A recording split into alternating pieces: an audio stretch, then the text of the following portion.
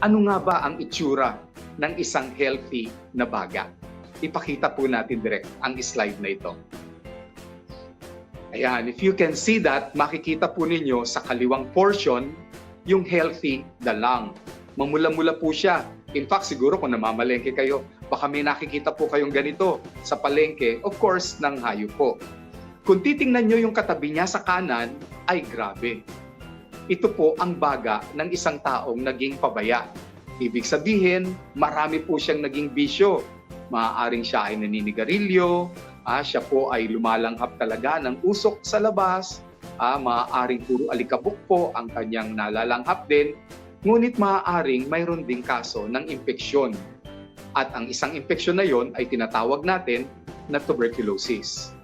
Kung ipapasok natin ang picture number 2 direct, pag nakita niyo po kung ano ang itsura ng smoker's lung, ang tawag nga namin doon, black lung. Kulay itim po siya talaga at kahit nahugasan po namin, hindi nawawala yung kulay niya.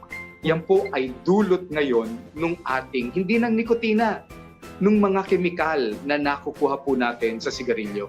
Contrary to the belief na yung nicotine ang nagpapakulay sa inyong baga, hindi po, yun ang nagkukulay sa inyong mga daliri. Pero ito ang nagbibigay ng addiction sa atin.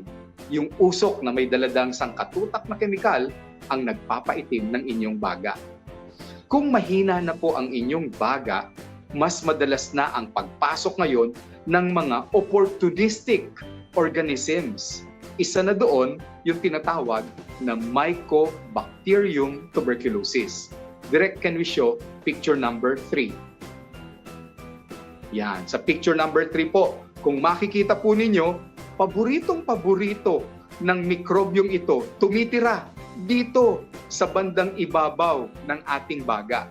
Apex kung tawagin namin. Nung una iniisip ko bakit, pero dun pala napakarami talaga ang ating oxygen. And they like that. Doon po sila tumitira at maaaring sirain nila ang ating baga. Nanganganak po sila doon. Nagbabahay po sila doon. At kapag nagbahay sila ron, pwedeng bumutas po sila doon.